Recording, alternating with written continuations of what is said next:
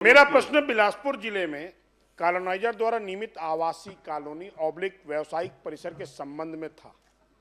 जवाब माननीय मंत्री जी ने दिया है, जिसका पूरक प्रश्न मैं पूछने जा रहा हूं कि प्रपत्र क्रमांक 1 के सरल क्रमांक के 16, सरल क्रमांक 15, सरल क्रमांक 24, सरल क्रमांक 26, सरल क्रमांक 28, सरल क्रमांक 65, सरल क्रमांक 73, सरल क्रमांक 77, 99, 100, 103 में एक ही बिल्डर द्वारा या उसी बिल्डर एक अलग अलग संस्थान बनाकर एक ही व्यक्ति द्वारा लगातार टाउनशिप एक्ट,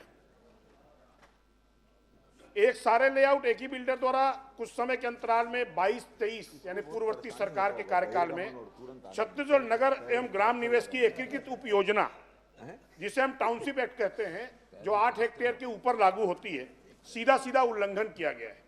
यह कॉलोनी एक ही बिल्डर द्वारा लगभग 100 एकड़ के आसपास निर्मित कर ली गई है, जिसमें मूलभूत सुविधाओं की कमी है, पूर्ण नहीं किए गए और विभाग के अधिकारियों के मिलीभगत करते हुए तत्कालीन समय में टुकड़ों में अलग अलग तौर पर पास कराकर नियमों का सीधा उल्लंघन किया गया है। और जो सबसे महत्वपूर्ण विषय यह है कि जो ईडब्ल्यूएस की पात्रता होती है लेआउट के लिए, उसमें कोटवारी जमीन यानी सेवा भूमि को ईडब्ल्यूएस की जमीन दिखाकर ये लेआउट पास कराए गए हैं। मैं आपके माध्यम से माननीय मंत्री जी से पूछना चाहता हूं कि क्या ऐसे लेआउट को स्थगित करते हुए परीक्षण कराकर इनकी बिक्री पर रोक लगाएंगे ताकि आम जन ठगे ना जाए। माननीय सभापति महोदय, सम्मानीय सदस्य का जो सवाल है वो काफ़ी महत्वपूर्ण है और इस संबंध में मैं आपके माध्यम से सदन को और सम्मानीय सदस्य को अवगत कराना चाहूँगा कि इस विषय पर एक जांच समिति का ऑलरेडी गठन किया गया है। पहले उन्होंने शिकायत की थी विभागीय रूप से, तो उस पर ऑलरेडी जांच समिति का गठन किया गया है। अनुविभागीय अधिकारी भी उसमें सम्मिलित हैं, टाउन कंट्री प्लानिंग के अधिकारी भी उसमें सम्मिलित हैं और नगर निगम के भी अधिकारी सम्मिलित हैं। तो जांच की कार्रवाई चल रही है और कोई भी गलत हुआ होगा तो उस पर निश्चित रूप से कार्रवाई की जाएगी। सभापति महोदय, मेरा दूसरा प्रश्न जो था व्यावसायिक परिसर पर है। सरकंडा में खसरा नंबर 546/1, 547/1, 577/1, जो पूर्व में 26/10/1998 संयुक्त संचालक नगर ग्राम निवेश बिलासपुर द्वारा आवासीय समूह भवन हेतु लेआउट पास किया गया। सभी भूखंड बेचने के बाद संबंधित व्यावसायिक संस्थान द्वारा उसको पुनः जिस विक्रेता को बेचा गया था उससे फिर क्रय किया गया और 7/3/2023 को उसमें से कुछ भाग को पुनः क्रय करते हुए अनुमोदित लेआउट में दर्शित मार्ग ऑब्लिक सड़क हेतु आरक्षित रकबे को पुनः खुली भूमि बताते हुए नवीन भवन अनुज्ञा आयुक्त नगर पालिक निगम बिलासपुर के समक्ष प्रस्तुत की गई और बिना नगर और ग्राम निवेश की विकास अनुज्ञा लिए बगैर सीधा नगर निगम से अनुज्ञा प्राप्त कर ली गई। उक्त भूमि का व्यावसायीकरण आवासीय होने के बावजूद भी वाणिज्यिक भवन के रूप में अनुज्ञा अधिकारियों के मिलीभगत से जारी हुई। मैं प्रश्न कर रहा हूं, क्या उक्त अनुज्ञा को स्थगित कर भू संपदा विनायक प्राधिकरण रेरा को उक्त रजिस्ट्रेशन को स्थगित करते हुए संबंधित लेआउट को स्थगित करते हुए क्या रोक लगाएंगे इसकी बिक्री पर? माननीय सभापति महोदय, जो प्रश्न आया है, ये प्रश्न 2023-24 से 4 फरवरी 2026 तक के पूरे प्रकरणों की जानकारी माननीय सदस्य ने मांगी थी। ये जो प्रकरण बता रहे हैं उससे पहले का है, इसलिए इस जानकारी में वो नहीं आया है।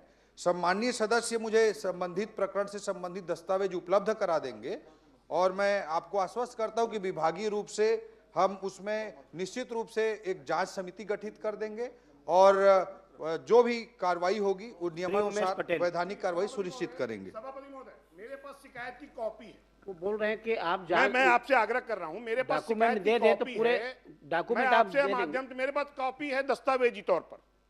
अगर आप कहें तो शिकायत इस दिनांक जो बताई गई है, वर्णित दिनांक है, उसके पूर्व की है और वो बकायदा रजिस्टर्ड डाक से और आधिकारिक तौर पर मिलकर दी गई। अधिकारियों ने इस विषय को सदन में मंत्री जी को छिपाया है। क्या संबंधित अधिकारियों के विरुद्ध कोई कार्रवाई करेंगे? मैं उनको उपलब्ध करा दूंगा दस्तावेज। माननीय सभापति महोदय, जो प्रश्न आया है, ये जो इस बीच के जो लेआउट पास हुए हैं 2023-24 से 26 तक के, इसकी जानकारी सूची इसमें बनी है इस प्रश्न के उत्तर में मगर मैं सम्मानीय सदस्य को पूर्णतः आश्वस्त करना चाहता हूं, इसके पहले का लेआउट वो पास हुआ मामला है, तो वो मुझे दस्तावेज उपलब्ध करा दें। मैं निश्चित रूप से इस पे जांच समिति भी विभागीय रूप से गठित कर श्री उमेश लूंगा पटेल। और उस पे हम निश्चित रूप सभापति से महोदय, 2 मिनट। कार्रवाई करेंगे। सभापति महोदय, मेरा विषय पूरा नहीं। आप उपलब्ध करा दो ना, मैं उपलब्ध उपलब्ध कराने के करा बाद में दूंगा। मंत्री जी आपको आश्वस्त कर रहे हैं, कार्रवाई के लिए बोल रहे हैं, तो भवन आप अनुज्ञा- उपलब्ध करा दीजिए उसको। जो भवन अनुज्ञा दी गई व्यावसायिक तौर पर, नगर निगम ने बगैर अभिमत मांगा फर्जी तरीके से, और अभिमत तारीख है 30/5/2023। मेरे पास अनुमति की कॉपी है, और ये माननीय मंत्री जी उल्लेखित कर रहे हैं कि उनके पास वो दस्तावेज अधिकारी ने उपलब्ध नहीं कराए हैं।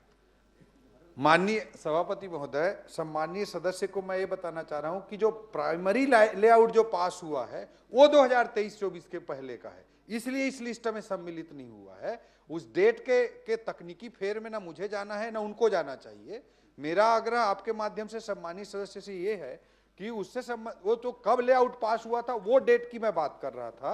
उन्होंने शिकायत अभी की होगी इस बीच में, इसमें मुझे कोई संशय नहीं है। तो सम्मानीय सदस्य दस्तावेज उपलब्ध करा दें, निश्चित रूप से हम उसमें विभागीय तौर श्री पर उमेश जांच पटेल। समिति गठित करके मेरा सिर्फ आपके सभापति माध्यम, महोदय- सभापति महोदय, मैं आपसे आग्रह कर रहा हूं, देखो संरक्षण प्रश्न उतना, मैं प्रश्न कर देखो रहा हूं। मंत्री का मैंने जवाब मांगा, वही आएगा। क्या एक जांच- प्रश्न को बार बार रिपीट करने से क्या कोई मतलब जांच नहीं है। कराकर इसको आपको स्थगित बता दिया करेंगे, कि क्या आप लेआउट दे को, दीजिए, अभिन्यास मंत्री जी को? उसके बस इतना कार्रवाई आग्रह है। करेंगे, आपको आश्वस्त कर रहे हैं, आप दे दीजिए। कर दें, लेआउट को आपके प्रश्न का उतना ही जवाब करके आएगा।